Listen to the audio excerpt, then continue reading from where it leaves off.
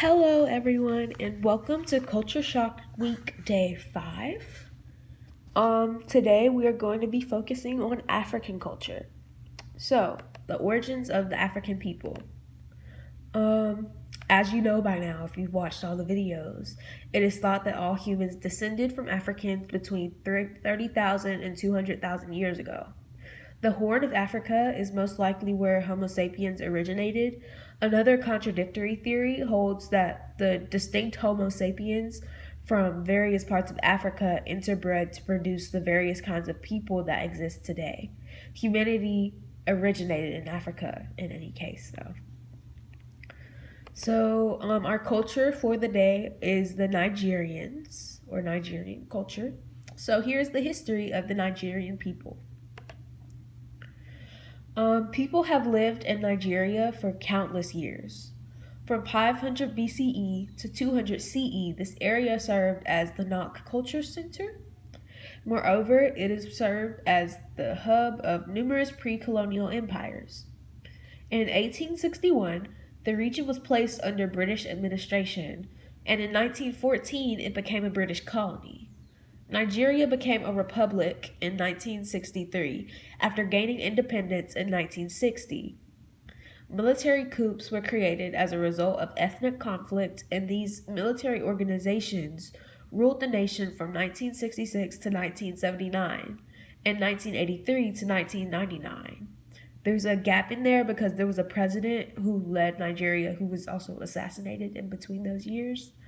Um, but the eastern Nigerian region of Biafra surrendered to the Nigerian government after a civil war, which went on for a while. A little over 1 million Biafran people perished and went hungry as a result of this war. African history was not happy at all during this period. In 1999, a new president was elected, reinstating civilian rule.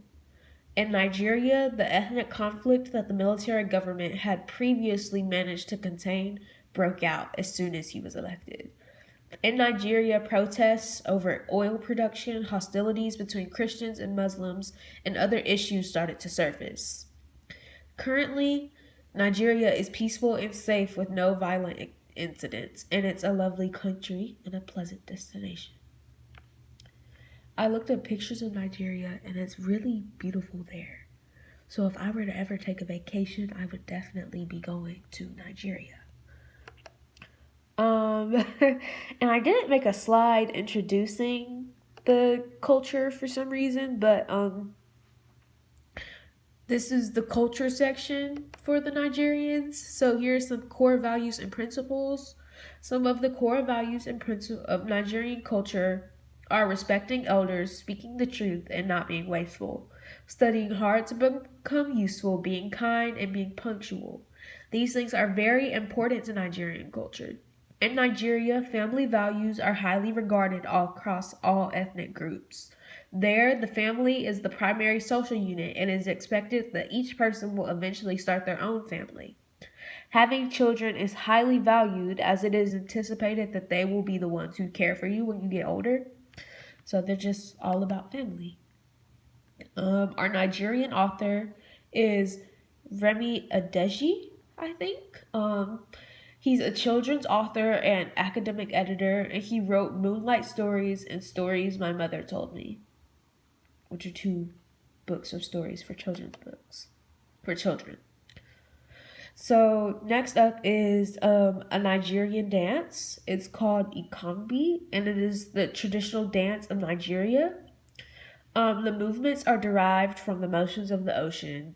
It's a very graceful dance with a lot of footwork that was made to showcase the beauty and femininity of a woman who performs it. So here is a video example of Ikambi. Like I said in the last video, I don't know how the music is going to go for any of these clips, so hopefully they don't get copyrighted. But yeah.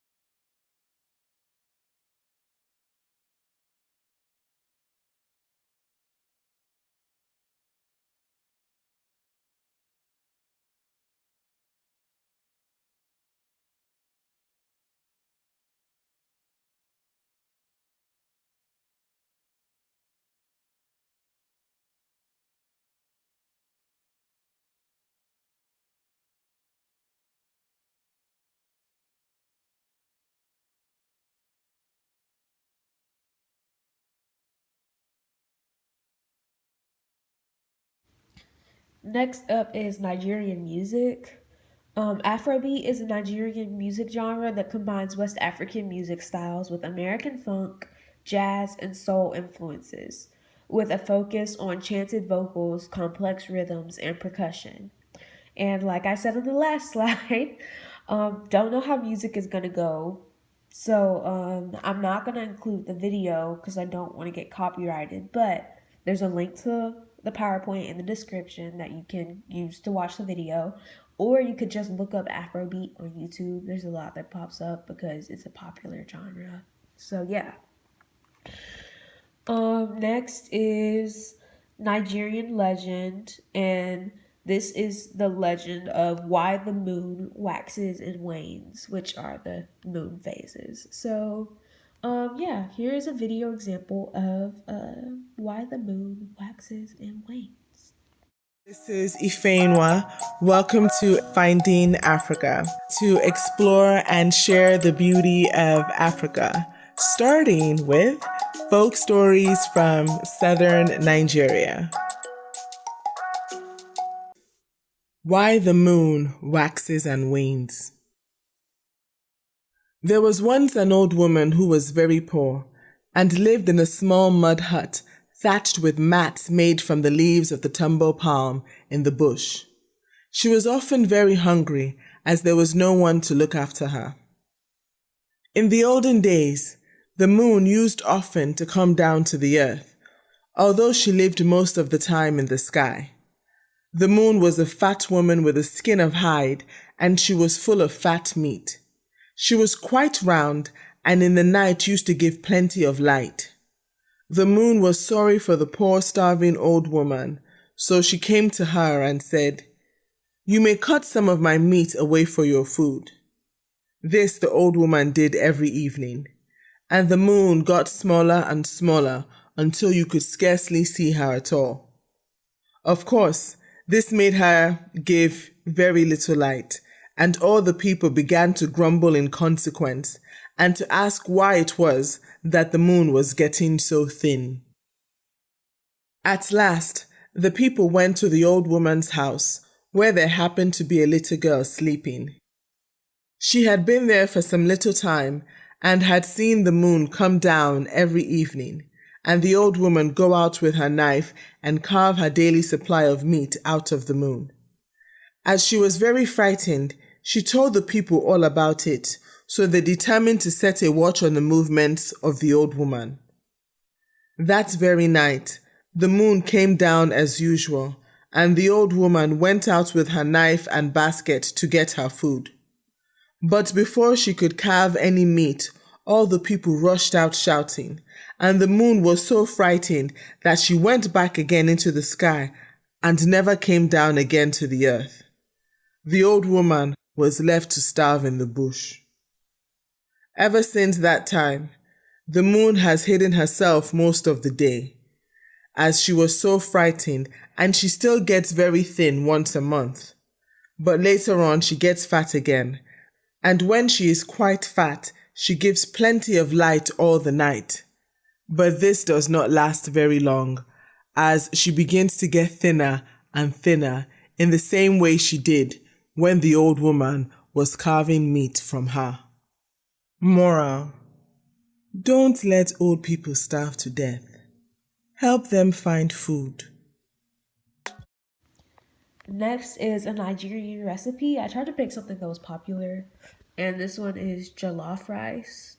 This recipe is thought to have been brought to Nigeria during the transatlantic slave trade era, when slaves were brought over from Africa to work in plantations in South America. The slaves would bring their favorite recipes with them, and that included jollof rice. It is still popular in Nigeria today, and here's a video example of how to make jollof rice. So yeah. And in this video, I will also be sharing some tips and tricks for achieving super smoky jollof rice. But first of all, please take a moment to subscribe to my channel, and please don't forget to hit the bell notification as well so you can be notified of my new amazing recipes. Yes, I say amazing because I swear by my recipes. Thank you. So let's get on with it. One of the most important ingredients for jollof rice is concentrated meat broth or stock. So for that, I will be using some turkey and beef. You can use pretty much any other kind of meat that you prefer.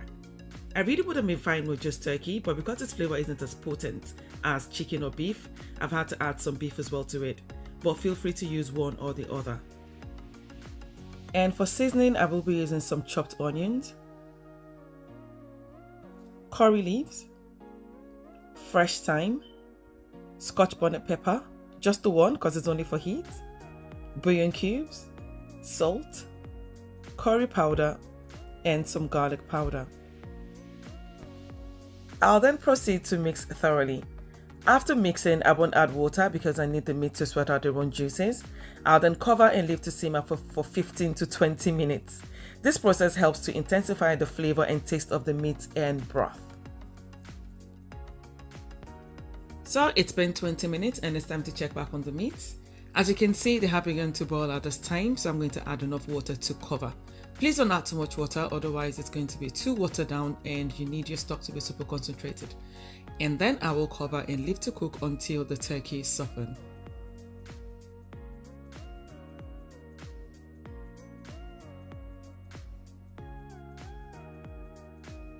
It's been 15 minutes. It's time to check back on the turkey, and as you can see, it's pretty much cooked at this time. I will be transferring them into a bowl. I should advise you at this point that if you're making turkey, please don't cook for more than 15 minutes. I don't know about the ones in Nigeria because I can't really remember making it back then. But here, I don't know how they sauce these things, but they just can't withstand heat for too long. So by the time I had to make it end, I think I cooked for about 25 or 30 minutes. By the time I got back, they had scattered. Since then in turkey, we hate here, and that's why I had to use it anyways, but I had to today because it was requested. So I will continue to cook the beef until soft. For our peppers, we will be doing something a bit different, which is roasting the peppers, onions, garlic, and tomatoes. If you've watched my latest chicken stew video, then you will be familiar with this already. This process adds a bit of smokiness to the peppers and also helps to intensify the flavor of the stew base. Now, if you're someone who likes to cook with non-stick pots or just a regular stainless steel pan, then you won't be missing out too much on smokiness because this is going to introduce smokiness to your jollof rice. If you don't already do this, please start doing this. It is absolutely gorgeous. So for the stew base, we've got one whole garlic bulb. You can use as much as you want, but one is okay for me for this recipe. I've also got some shombo as well. That's chili peppers. You can use as much as you want. I've got 3 atarodo, that's Scotch bonnet peppers. These are quite hot in this part, and that's why I've got more of the shombo instead.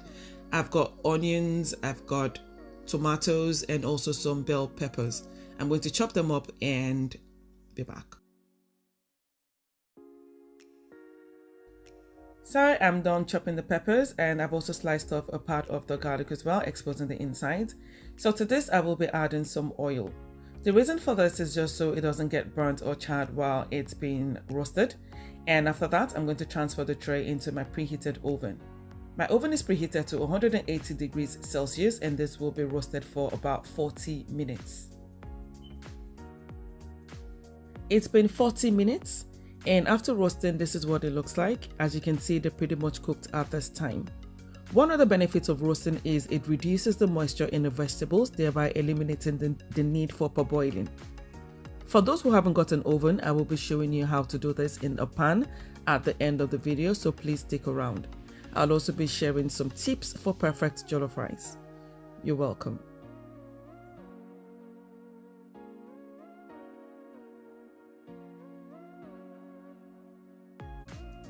So the next thing to do is to blend the peppers, and I will be transferring them into my blender. I'll also be adding the garlic. With the garlic, you don't need to peel the layers, just press into the blender and they will be released, so you're fine with that. And I will also be adding some ginger. Ginger is another top ingredient for amazing jollof rice. It's got this aromatic flavor that sort of intensifies that smokiness as well. And if it's paired with white pepper, honestly, even without a proper pan or firewood or anything, you will still achieve a bit of smokiness. So there's that. And I will be blending this until smooth. And after blending, this is what it looks like. As you can see, it is quite thick and it looks like parboiled stew. Now, I should mention here that if you use this method, you're going to end up with very thick stew. So if you're one who likes thick stew, then you're on the right path. But if not, you will need to dilute with a bit of stock while you're cooking. So we will be setting this aside for later. And now it's time to fry the meat, and here I've got some vegetable oil on medium heat. I will be adding some onions, thyme and garlic, and this is for flavor. We're already building flavors at this point because we will be using this oil for the jollof rice later. So once it heats up nicely, I will begin to add my turkey and beef.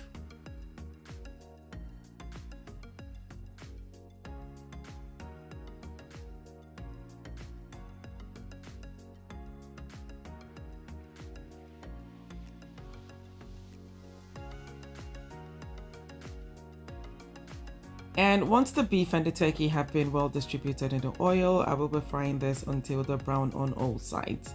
This is going to take between 10 to 15 minutes.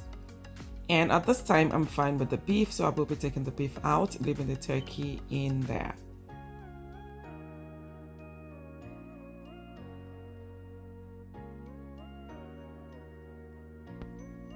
So at this time, I'm pretty much satisfied with the turkey.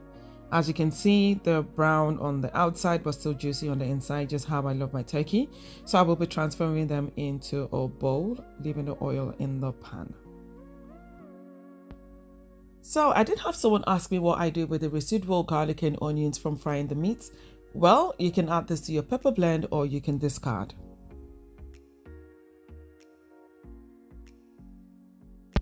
Now it's time to cook the jollof rice, and in this pan I've got some of the oil from frying the meat, and into this I will be adding some chopped onions. I've got roughly 2 small chopped onions in here, and I will be frying this for about a minute and then go in with my tomato paste.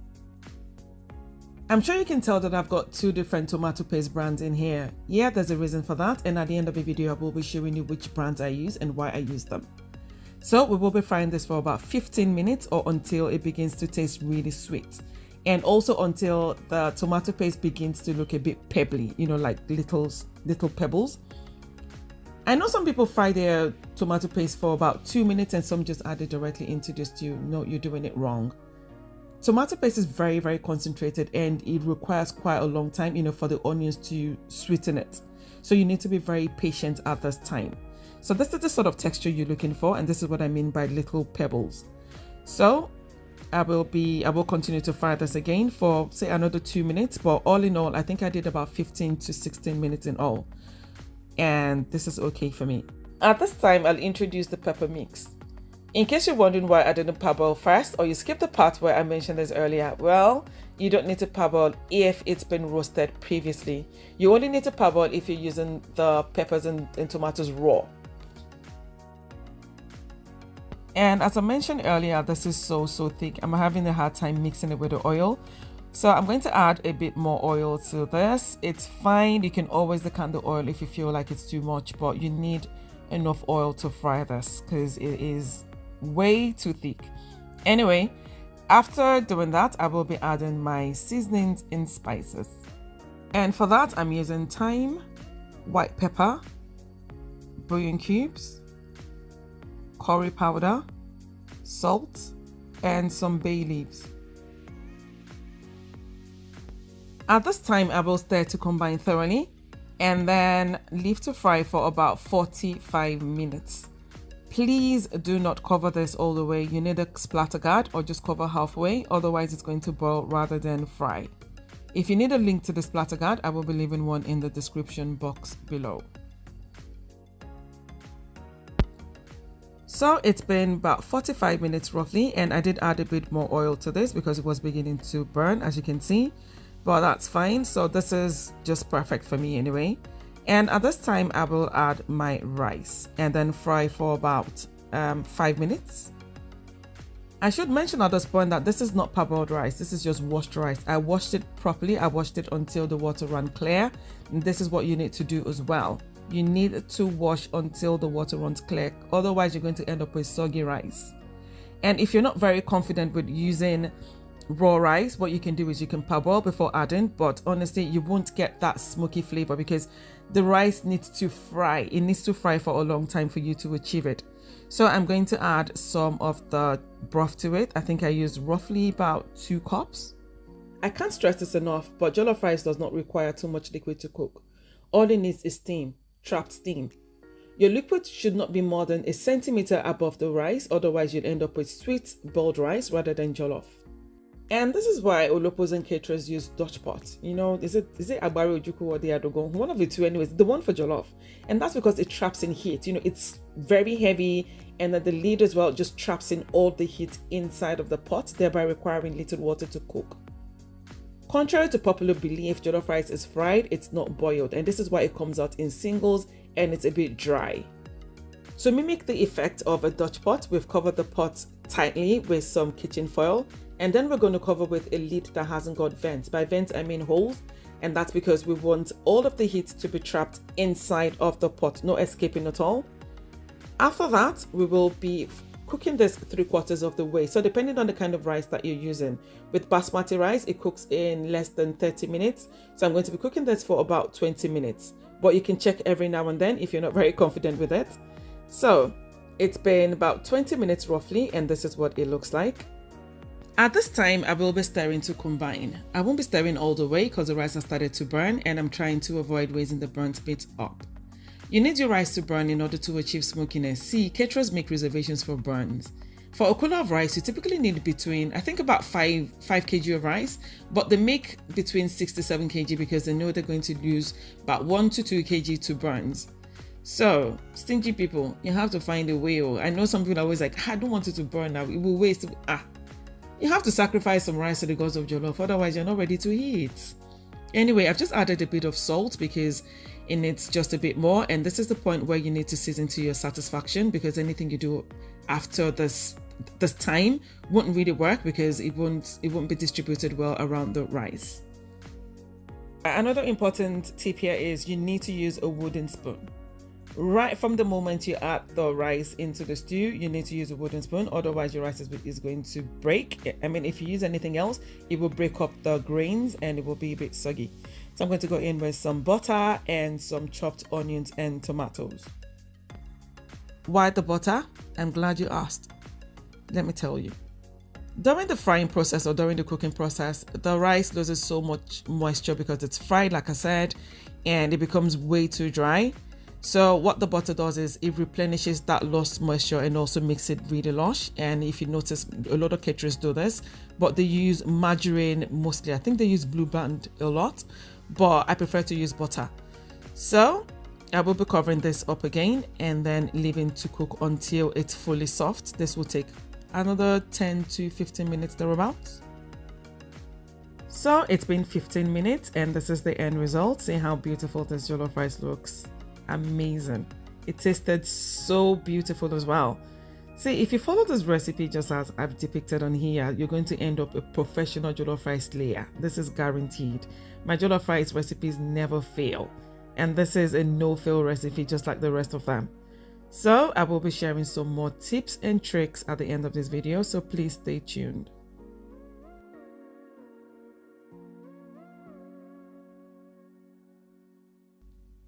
So the first tip is to show you how to roast your peppers without an oven.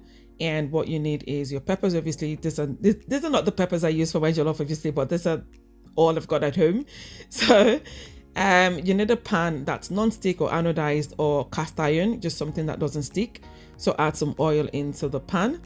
And this is my garlic. So I'm just going to be covering that with oil so it doesn't burn. And I will be doing this with the cut side down. And at this time, I will begin to add the peppers, the chopped peppers, and just arrange that into the pan in a way that they do not overlap. I should mention at this point that you need to do this on low heat or low to medium heat, not high heat, because what you need to achieve is that charred effect. So obviously, if you do it on high heat, then that's going to happen a bit too soon without the peppers properly roasting. So you need to do this on low to medium heat and just keep turning every now and then until you achieve a well-rounded charness. I don't know if that's a word, but I'm sure you understand. So this is what it looks like at the end. This took me roughly about 30 to 35 minutes. Yeah, it's a time waster, but no pain, no gain, right? So this is what the garlic looks like. And as you can see, just push it out and it just comes out. And so that's it for the smoked peppers. Christmas season and crafting season at Hobby Lobby and save 50% with our Christmas sale. We have holiday goodies for the whole family to love and at a price you'll adore. Shop today in store or online. So this second tip is for those in the UK or whichever country where there's two brands are sold. These are my two absolute favorite tomato brands. The KTC one is absolutely beautiful, but I use that mostly for stews because it's less concentrated and it's quite sweet. So this works perfectly. This is my best plum ever. The Valfruto one is very, very concentrated and it gives you that red jollofy color. So this I use for jollof. But if I was going to make stews, I would definitely use KTC. KTC is the best. This is not the sponsored ad. I don't know these people from Adam. I'm just trying to show what I use because obviously this works as a very good base for your jollof rice. And for my tomato paste, Gino is my absolute favorite. Everyone knows I love Gino. I also use Dorica as well. Well, these two are the best anyways, but let me tell you the difference. With Dorica is very, very concentrated. So if you're a learner, if you're not very used to making jollof rice, I wouldn't advise you to use Dorica. Dorica just gives you that red color, but it is very sour. Gino, on the other hand, is not as concentrated as Dorica. So it's sweet, or it gets sweet, much earlier than Dorica when you're frying. So you can use any of the two, but what I do typically is I mix the two. So I use Gino because I know that it's sweet, but I use Dorica to achieve that red color. I don't know if you understand what I'm saying, but these two work. But I would like to say here that if you're a first time jollof maker, please go with Gino. Gino is absolutely beautiful. It won't give you that very, very red color you're looking for, but it gives you that confidence that your rice is going to turn out perfect. But if you're used to making jollof rice already, then please go for Dorica. So I keep getting asked what basmati rice I use. I use Tropical Sun Golden Cellar Pure Basmati. This is not an ad. To be honest, I'm even trying to change from Tropical Sun now because I feel like the rice is getting a bit too hard. But another one that works is L'Aquila, Annie, Tiwoda, and Ashley. Those 5 brands are amazing. So whatever you do, just buy Golden Cellar Pure Basmati rice. It doesn't have to be Tropical Sun, just anything that's Golden Cellar. Golden Cellar is pretty much refined and it's parboiled as well, so it doesn't get soggy. Another thing I like to talk about are my seasonings, and for that I use Knorr. I use either Knorr Aromat or Knorr chicken cubes. These are all I use. Oh, I also use Benny, but Benny hasn't been in the market for a while, but I only use that to boil meat or for chicken sort of recipes anyway. So this is what the cubes look like, and I use Aromat more for stir fries once in a while. I don't use anything else. These are perfect for me. And for my chicken stock, if I haven't got homemade, this is what I use. This is another breeding product from Knorr. Again, it's not sponsored. I have to keep saying this so people don't get turned off. It's not. These are just what works for me. So what I do with this is because it comes in like a jelly form, so I just take it out of the packaging. Well, I'm just going to tear it because I'm not patient. So what I do is I mix it with hot water and it's ready to use. It is absolutely flavorful. I don't like to use those store-bought, those ones in cartons and all. I just feel like they're really bland, so I don't use them. This works perfectly for me every single time. So if it's sold where you are, then please go for this. If you haven't got homemade is still the best one, which is what I use most times. Well, if I can't have it, then obviously I just use this. So another interesting one is my butter. So if you're making jollof rice, you need butter with at least 70 grams of fat, because this is what makes it lush. This is what makes it really good. But I always use Anchor or I use Lurpak. Anchor is still one of the creamiest ones that you can find. So all you need to do is just check the back, just check the packaging, and it tells you just how much fat is in it. But if you can't get this Anchor or any other creamy butter, you can always use margarine. Margarine it's also creamy as well anyway, so you can use that. So we've come to the end. That is the end of Culture Shock Week Day 5, because that's all I have. I hope this helped you learn about Nigerian culture. And this is also the end of Culture Shock Week 1. I hope this week helped you learn a lot in general. And I hope you enjoyed the videos and PowerPoints that I made. I do plan on doing Culture Shock Week again next year. So, if you have any suggestions for culture, there's a survey in the description, and none of the links are clickable right now. I don't know if they'll ever become clickable, but you can copy and paste the link into like your search bar or something. It'll pull up the survey. There's a survey in the description, and I would really appreciate it if you went and fill it out. It has these questions about dress up days that you don't have to worry about because those are for kids in a school near me. But I would just appreciate if you filled out the survey and let me know how you liked the videos, what you thought of them, and also um how you felt about the Culture Shock Week, how you felt I did with creating it, and also some cultures you'd be interested in seeing next year.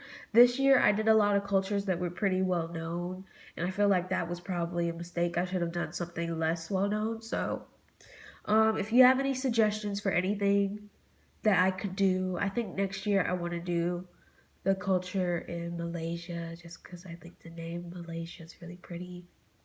Or maybe Kenya or Egypt and just some other ones. So, if you have any suggestions, you could actually leave a suggestion for each continent if that's something you want to do. You don't have to, but I'd appreciate it. And yeah, I guess that's all I have to ask. Thank you so much for watching all of these videos about Culture Shock Week. I really appreciate it. I really appreciate the support. And thank you so much. Yeah. Bye.